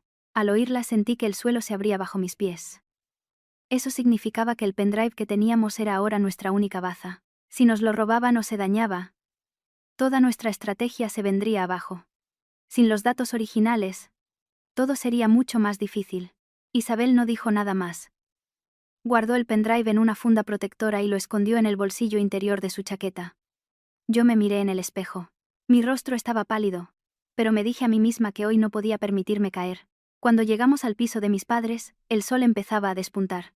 Me paré frente a la puerta, con la carpeta de papeles falsos en la mano, un micrófono oculto en la ropa, y una minicámara ya instalada en el interior. El callejón estaba en silencio, pero mi corazón latía con fuerza. En ese momento, oí el chirrido de un coche. Era el de Daniel. Doña Carmen se bajó primero, con los labios pintados de un rojo intenso y la mirada afilada. Tras ella, Verónica, con un abrigo ligero y tacones que resonaban en el pavimento. Solo con verlos, supe que aquello no iba a ser una conversación familiar. Iba a ser una batalla a vida o muerte. Estaba de pie en el centro del viejo piso de mis padres. El lugar donde mi madre solía arrastrar las zapatillas por la mañana. Donde mi padre se sentaba a tomar el té por la tarde. Todo seguía siendo familiar hasta doler. Pero yo ya no era la misma. Por fuera, intentaba parecer cansada, vulnerable, como una mujer acorralada que solo buscaba la paz. Pero por dentro, cada nervio estaba tenso como la cuerda de un violín. La minicámara estaba oculta en una esquina de un viejo aparador. El micrófono de mi bolsillo llevaba grabando desde que salí a la calle. El abogado y 2 testigos esperaban en una habitación contigua, listos para salir a mi señal. Sabía que un solo error y se abalanzarían sobre mí. La puerta se abrió, y Daniel entró primero. Llevaba una camisa clara, el pelo peinado. Una expresión tan serena que cualquiera habría pensado que era un marido afligido intentando recuperar a su esposa. Elena. Ya te lo dije. No hace falta que nos pongamos así. Firma y cuídate. Que es lo importante. El nudo en mi garganta se apretó. Esa voz suave era la misma que me había engañado durante años. La que me hacía pensar, después de cada humillación de su madre, que al menos mi marido me quería. Doña Carmen entró detrás, recorriendo el piso con la mirada. No con nostalgia, sino calculando el valor de cada objeto. Se dejó caer en una silla y esbozó una sonrisa despectiva. ¿Para qué quieres conservar esta casa tan vieja? Una mujer que no puede dar hijos debería saber cuál es su sitio. En lugar de aferrarse a unos papeles. Me quedé quieta, con las manos en el regazo. Pero un frío me recorrió por dentro. Ya ni se molestaba en fingir. Cuando se trataba de dinero, su maldad salía a flote. Verónica fue la última en entrar. Se arregló el pelo con calma, y dejó una carpeta de color crema sobre la mesa, como si estuviera en una consulta privada. Su voz era dulce, pero con un matiz helador. Elena. Creo que lo que necesitas es tratamiento. No ser tan cabezota. Si una está enferma, tiene que curarse. No resistirse. Sacó un fajo de papeles y los deslizó hacia mí. Vi los encabezados y supe que, si no me hubiera preparado, solo ver aquello habría bastado para provocarme un ataque de pánico real. Bajé la vista deliberadamente, dejando que mis manos temblaran como si estuviera aterrorizada. Pregunté en voz baja, lo suficientemente alto para que los tres me oyeran. Sí, firmo. ¿Me dejaréis en paz de verdad? Daniel se abalanzó sobre mis palabras. Acercó su silla y se inclinó hacia mí. Su voz un susurro que pretendía ser tranquilizador, pero que estaba cargado de amenaza. Si te portas bien, te dejaremos vivir tranquila. Si te pones terca, acabarás en la clínica de verdad. Y entonces, nadie te oirá gritar. Ahí estaba. Su verdadero rostro.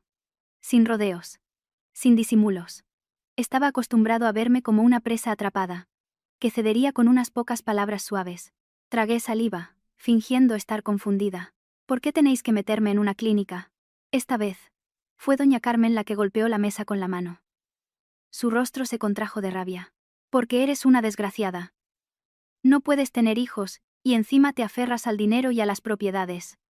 ¿Creías que íbamos a mantenerte para siempre? Su voz estridente resonó hasta en la calle.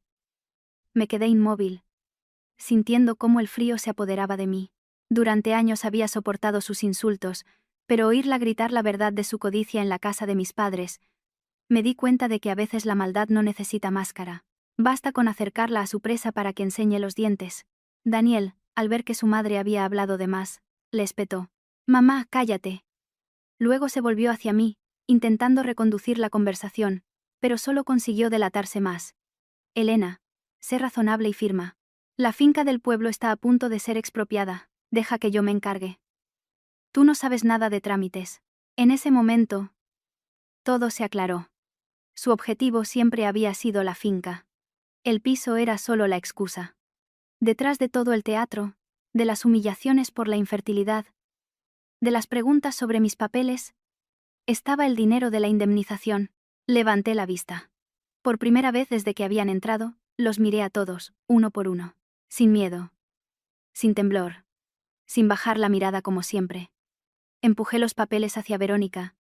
Mi voz no era alta, pero sí tan firme que hasta yo me sorprendí. ¿Y qué me decís del historial psiquiátrico falso? De la ambulancia de la otra noche y del sedante en la infusión. ¿Cómo pensáis explicar eso? El aire se congeló.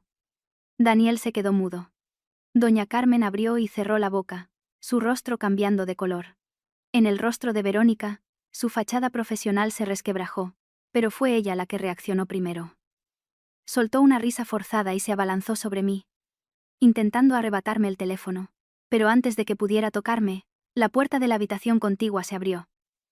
El abogado salió primero, seguido por los dos testigos. Al mismo tiempo, en la calle, se oyeron los murmullos de los vecinos, atraídos por los gritos de mi suegra. El tablero de juego se había girado en cuestión de segundos. Daniel retrocedió. Doña Carmen miró hacia la puerta, pálida, y Verónica se quedó a medio camino, con la mano suspendida en el aire.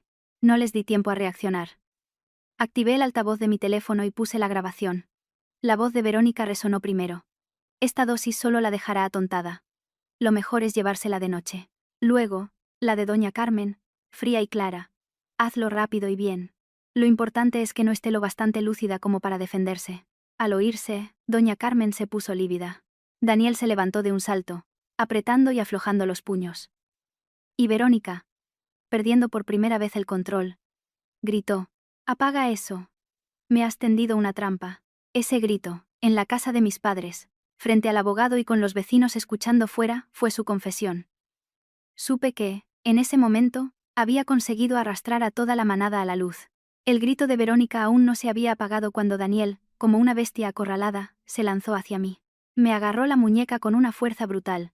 Su voz un gruñido entre dientes. «¿Crees que con unas grabaciones de mierda vas a ganarme?» Era la primera vez. En la casa de mis padres. Delante de extraños. Que mostraba su verdadera cara de matón. Oculta hasta entonces bajo una máscara de amabilidad. Ya no quedaba nada de su tono suave. Solo un hombre enloquecido porque le habían arrancado la careta. Antes de que pudiera soltarme, otra figura salió de la habitación. Era Isabel. No dijo una palabra. Simplemente dejó caer el pendrive sobre la mesa. El golpe sonó seco, como el filo de un cuchillo. Luego miró hacia la puerta, por donde acababa de entrar Marcos, pálido como un muerto. La voz de Isabel era gélida. No son solo unas grabaciones. Es el historial médico falso completo, la firma digital, la orden de creación del borrador, el registro de la llamada a la ambulancia y las transferencias bancarias camufladas. ¿Quieres que lea cada punto, Marcos? Toda la habitación se giró hacia él. Doña Carmen no podía creer lo que veía. Se levantó y señaló a su hijo mayor, con la voz rota por el pánico. ¿Qué haces ahí parado? Llévate a tu mujer. Pero Marcos se quedó inmóvil, como si sus pies se hubieran clavado en el suelo. Su silencio era más aterrador que cualquier excusa. Solo los culpables se quedan mudos. Isabel no dio tregua. Abrió su teléfono y giró la pantalla hacia ellos. Este es el extracto bancario de Marcos. El dinero de la farmacéutica que está detrás de la clínica. Ingresado como apoyo a la investigación. Luego mostró otro archivo. Y este es el ingreso a Daniel. En concepto de asesoramiento y gestión de documentos. Me quedé helada. No solo lo sabían, sino que ambos hermanos habían participado y recibido dinero. La maldad en esa casa no era obra de una sola persona, sino de un grupo que se daba el relevo. Daniel, al verse completamente expuesto, se volvió contra los suyos. Señaló a su madre y a Verónica, con la voz desesperada de un náufrago. Yo solo seguí sus órdenes. Fueron ellas las que lo planearon todo. Al oírlo, Verónica chilló, con una voz que rasgaba el aire. Cállate la boca. Fuiste tú el primero en firmar el consentimiento. ¿Ahora te vas a echar atrás? La atmósfera explotó. Hacía unos minutos eran un equipo. Y ahora, al caer las máscaras, se pisoteaban unos a otros para salvarse. Antes de que pudiera intervenir, doña Carmen se giró hacia mí, con los ojos inyectados en sangre, señalándome con un dedo tembloroso. Es por tu culpa. Si hubieras podido tener un hijo, nada de esto habría pasado. Esa fue la gota que colmó el vaso. De repente, sentí una calma gélida. Ni miedo, ni temblor. Solo un frío que me llegaba hasta los huesos. 4 años soportando que me culparan de todo. Y hasta en el momento de ser descubierta, intentaba arrojarme la misma culpa. No respondí de inmediato.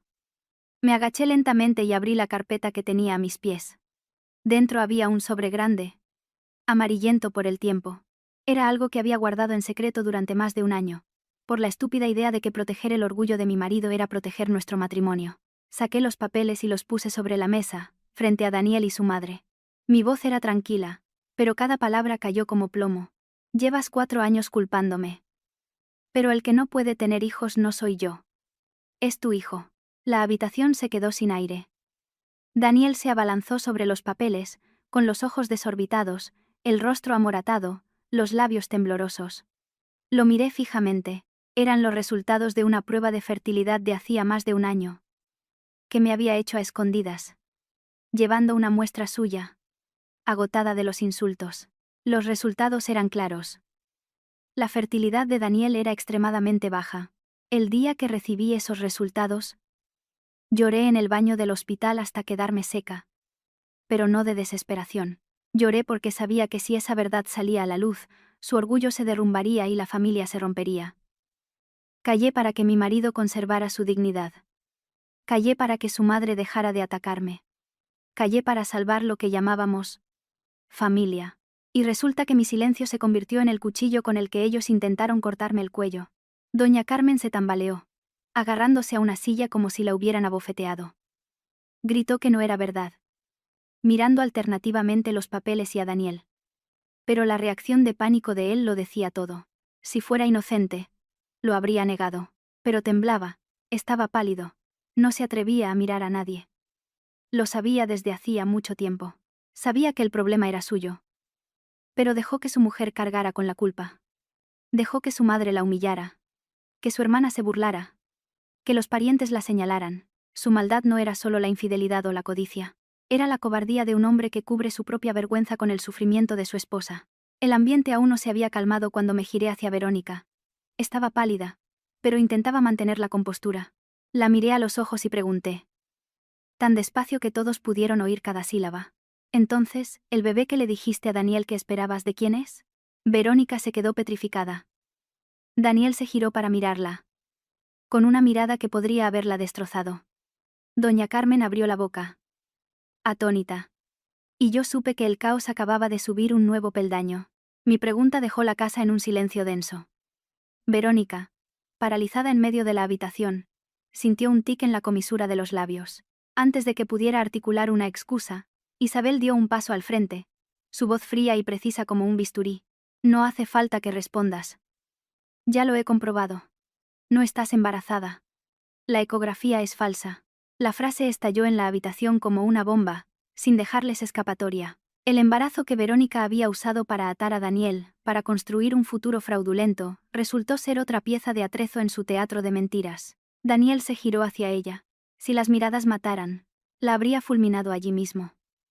Rugió. Me has engañado. Solo 3 palabras, pero sonaron como el aullido de una bestia herida.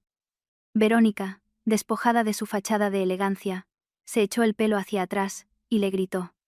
Con una voz tan ácida que cada palabra chispeaba. Si no te hubiera engañado, no te habrías atrevido a seguir adelante conmigo. Un hombre estéril con más orgullo que vida. El silencio fue total. La frase lo golpeó en pleno rostro, desnudando la vergüenza que había ocultado durante años.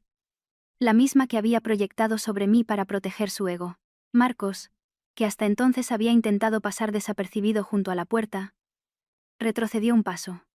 Isabel se interpuso al instante, bloqueándole la salida. Sus ojos estaban enrojecidos, pero su voz era de acero. Quédate donde estás. Durante años pensé que eras un cobarde.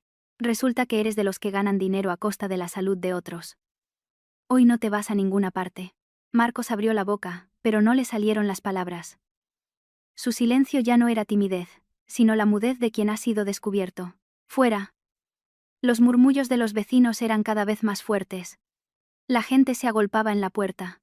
Los 2 testigos junto al abogado intercambiaron una mirada rápida. En ese momento, una figura entró corriendo en el patio. Era Víctor, el técnico informático. Llevaba la camisa arrugada, el pelo revuelto y un portátil en las manos. He recuperado la copia de seguridad de la nube, dijo, con la voz agitada pero clara. Borraron el sistema principal, pero el registro de sincronización sigue ahí. Esas pocas palabras me devolvieron la firmeza. De tener solo un frágil pendrive, ahora teníamos una cadena de pruebas irrefutable. Grabaciones, datos, registros, y el rastro del dinero. Ya no podían negarlo. Me volví hacia Daniel. Por primera vez en 4 años de matrimonio, lo miré de frente sin sentirme inferior, sin sentir que le debía nada. Pregunté, despacio, durante 4 años. ¿Quién dejó que me llamaran la mujer que no podía tener hijos?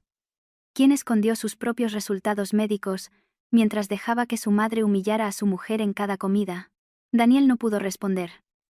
Solo jadeaba, con las venas de la frente marcadas y los puños tan apretados que los nudillos se le pusieron blancos. Su rostro estaba desfigurado por la humillación, la rabia y el miedo. Pero lo que más me alivió no fue su vergüenza, sino que, por primera vez, su silencio ya no me oprimía a mí, se volvía contra él, ahogándolo. Doña Carmen, al ver a su hijo acorralado, recurrió a la carta del sentimentalismo. Se llevó una mano al pecho, con el rostro bañado en lágrimas fingidas. Nosotros solo queríamos estar tranquilos. Nadie quería hacerte daño de verdad. Si hubiera sido la Elena de un mes antes, quizás esa frase habría ablandado mi corazón. Pero ya no. Solté una risa seca. Un sonido tan tenue que hasta a mí me pareció frío. Silenciar a alguien con sedantes, encerrarla en un psiquiátrico y robarle sus propiedades es lo que usted llama estar tranquila? La pregunta la dejó paralizada, con los labios temblando, sin poder articular palabra. En medio del caos, se oyó el sonido de un coche frenando bruscamente en la puerta. El ambiente cambió de inmediato. Ya no era una pelea familiar, sino algo mucho más serio. 2 agentes de policía y un representante de la Inspección de Sanidad entraron en el patio, seguidos por un policía local. El rostro de Verónica, que aún intentaba mantener un aire de desafío, se volvió ceniciento. Daniel retrocedió 2 pasos, como si le hubieran quitado los huesos de las piernas. Solo Isabel permaneció inmóvil, con la mano apoyada en el respaldo de una silla, la mirada firme. El inspector de Sanidad ordenó precintar todos los teléfonos, ordenadores y documentos relacionados. La orden golpeó a Verónica en su punto más débil. Se giró bruscamente y sacó su teléfono del bolso. Sus dedos volando sobre la pantalla. Intentando borrar algo a la vista de todos. Pero antes de que pudiera hacer nada, un agente se acercó y le pidió que dejara el dispositivo sobre la mesa. Ese gesto desesperado lo delató todo. Doña Carmen se derrumbó por completo. Ya no quedaba nada de la matriarca altiva. Se abalanzó sobre mí, agarrándome la mano con una fuerza temblorosa. Elena, hija, por favor, arreglemos esto en casa. Miré su mano aferrada a mi muñeca y sentí una risa amarga. Me solté con un tirón. Mi voz fría como el hielo. Cuando planeaba encerrarme en un psiquiátrico, usted no me consideraba su hija. Fuera. El viento soplaba entre los árboles. Dentro, a cada uno se le pidió que permaneciera en su sitio para tomarles declaración. Daniel estaba de pie como una estatua, con el rostro gris. Verónica, con los labios ya sin color. Marcos, con la cabeza gacha, sin atreverse a mirar a Isabel. La ambulancia falsa, los historiales fraudulentos, las transferencias de dinero. Todo se convirtió en una soga que se apretaba alrededor de sus pies. Yo, de pie en la casa de mis padres, escuchando a la gente leer el informe, oyendo los murmullos de los vecinos, sentí una mezcla de dolor y alivio. La trampa que me habían tendido se había cerrado sobre ellos. Y esta vez, ninguno podría salir de ella limpio. Después de aquella mañana, todo se desmoronó más rápido de lo que esperaba. Hay casas que por fuera parecen fortalezas, pero por dentro están podridas, y solo necesitan un golpe en el lugar adecuado para hacerse añicos. La casa de mi marido era una de ellas. La fachada de decencia y respetabilidad que doña Carmen y Daniel habían mantenido durante años se desprendió a pedazos, revelando un interior de codicia, cobardía y planes sucios. Esa misma tarde, la clínica de Verónica fue inspeccionada. Entraron en la sala de archivos, precintaron ordenadores, historiales y el sistema de datos. En un solo día, el nombre de Verónica empezó a circular en conversaciones y en grupos de redes sociales. Se hablaba de varias mujeres que, en medio de disputas por herencias o divorcios, habían sido diagnosticadas misteriosamente con trastornos mentales. Mi caso dejó de ser un asunto familiar para convertirse en el eslabón que destapó una red de corrupción amparada bajo batas blancas. Daniel fue interrogado repetidamente. Pasó de ser un hombre de apariencia impecable a un sospechoso cuyas transacciones, firmas y accesos ilegales a mis cuentas y teléfono, estaban siendo investigados. El abogado me informó de que se le acusaba de complicidad en la falsificación de documentos, intento de apropiación indebida y acceso ilegal a datos personales. Al saberlo, no sentí la alegría que otros esperarían, solo un escalofrío. El hombre con el que había dormido durante 4 años era capaz de llegar tan lejos por dinero. Marcos tampoco se libró. El dinero en su cuenta y su complicidad silenciosa no le dejaron escapatoria. Quizás lo que más me aterró no fue descubrir a un villano, sino darme cuenta de que todos los hombres de esa casa, el que parecía bueno, el que parecía inofensivo, estaban igual de podridos. En cuanto a Verónica, su máscara de doctora intelectual y sofisticada cayó estrepitosamente. Se revisaron muchos de sus casos y empezaron a salir a la luz otros nombres de mujeres ingresadas en circunstancias dudosas. De ser una mujer que parecía tenerlo todo bajo control, se convirtió en el centro de la indignación pública. Doña Carmen no fue detenida al principio, pero su castigo fue lo que más temía en la vida: perder el respeto. En pocos días, todo el barrio conocía la historia. Los que antes la admiraban, ahora la miraban con otros ojos. Su porte altivo y su voz autoritaria se hundieron. Al verla agachar la cabeza ante los vecinos, no sentí compasión. Por mi parte, el abogado actuó con rapidez. Todas las transacciones relacionadas con mis propiedades fueron revisadas y bloqueadas a tiempo. La indemnización por la finca fue confirmada, y yo era la única con derecho a recibirla. Lo más importante no fue solo conservar mi patrimonio, sino cortar de raíz cualquier intento futuro de que volvieran a atacarme. También hice algo que antes no me habría atrevido a hacer. Hice públicos los resultados de fertilidad entre mis familiares cercanos. No para humillar a Daniel, sino para acabar con 4 años de insultos y culpas. La verdad, aunque dolorosa, limpia. La mentira ensucia, y se pega si no la lavas tú misma. A partir de entonces, los parientes que se habían burlado de mí en la comida de Reyes, empezaron a llamarme, con la voz mucho más suave. Algunos decían que lo olvidara, que los hombres también tienen sus problemas. Yo solo respondía una cosa: a la gente le encanta enseñar a las mujeres a aguantar, pero casi nadie enseña a los hombres a sentir vergüenza. Isabel le pidió el divorcio a Marcos inmediatamente. No lloró ni montó ninguna escena.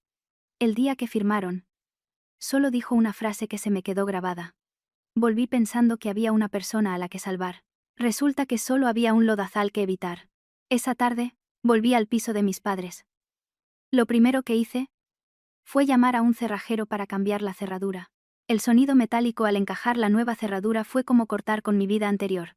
Luego, abrí todas las ventanas. La luz del sol entró a raudales, iluminando los muebles viejos, las cortinas descoloridas, la pared donde mi padre colgaba el calendario. El piso dejó de ser un cebo para una manada de lobos. Volvió a ser mi hogar. Y en ese instante, bajo el sol, me di cuenta de que por primera vez en muchos años, estaba de pie, con la espalda completamente recta. Después de todo, aquel día de Reyes ya no era para mí un recuerdo de fiesta y familia, sino el día en que la bonita envoltura de mi matrimonio se rasgó, revelando la podredumbre interior. Quizás fue entonces cuando desperté de verdad. Ya no veía la palabra familia con la misma inocencia.